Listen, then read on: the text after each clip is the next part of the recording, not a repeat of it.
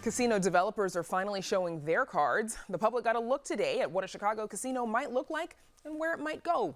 It's an attraction city officials have been working on for some time. Amanda Vinicky joins us with the latest. Amanda, how long has the city been betting on this?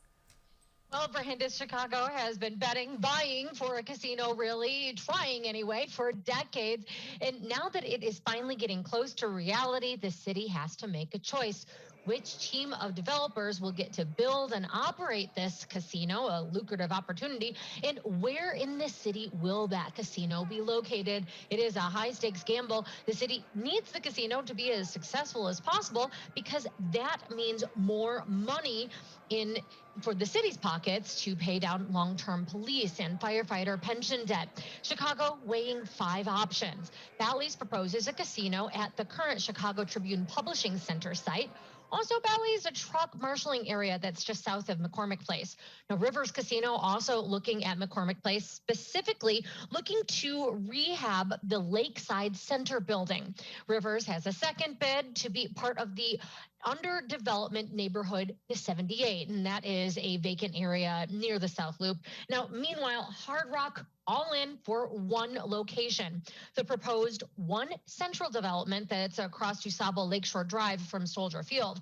Now, we have known since late October that these were the 5 proposals that the city received when it cast a really wide net for pitches. But this is the first deeper view of what those projects that did submit will entail. Residents interested enough to RSVP in advance and then to sit through an entire afternoon of hearings, really going into the evening, just wrapping up, had the opportunity to hear from each of these would-be developers who tried to single out their project as unique. Hard Rock's team says there's one reason they put forth a single proposal, and that's because it is the chance for true connectivity. One Central aims to be a transit hub area, so visitors from the city and nearby regions could easily get to the casino complex, leaders say, and also then to Chicago's other attractions. Developer Bob Dunn says, think of it like how Disney World is successful because it makes it easy for people to get there and to visit. How do you take a must-see, world-class destination that drives visitation and use that as a driver to create economic gain that can have an impact and a reach throughout the community? While there are 5 excellent proposals on the table today, there is only one that can truly meet the underlying theme of that overarching objective. Each proposal also put up their bona fides when it came to the diversity, equity, inclusion. But Hard Rock's partner, Jim Reynolds, says that most of those rely on limited partners who therefore have a limited stake and limited input. Hard Rock's, he says, is the only one where minority-owned firms like his are part of the general partnership. And he says that that should be a prerequisite. Chicago is about community.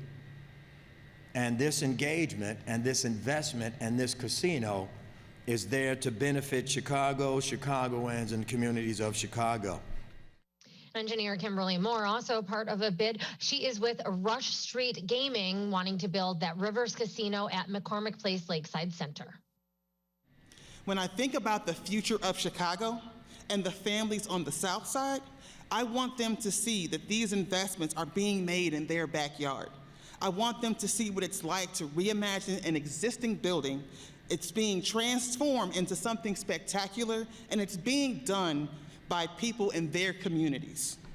I'm excited about what this will mean for Bronzeville, for the South Side of Chicago, and for all of Chicago.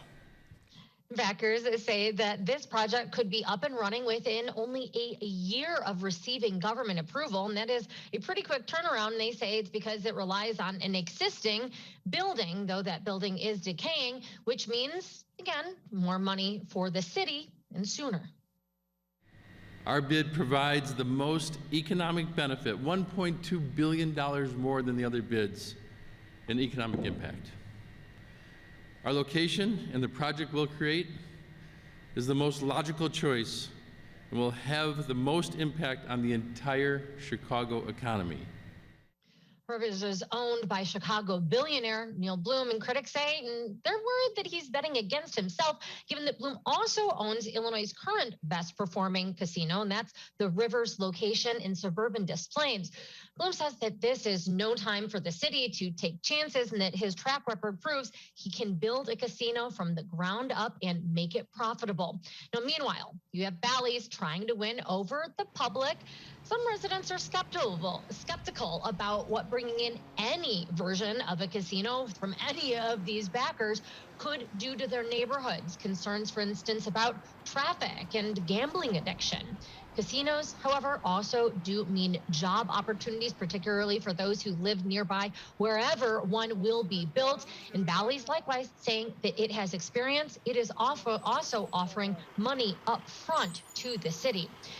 Now that developers have laid their cards on the table, we can expect more questions to come, particularly from members of the city council. Mayor Lori Lightfoot says that she expects the city will show its hand, making its choice, that is, on its favored pick by the end of March. With that, Brandis, back to you. Okay, Amanda, thank you.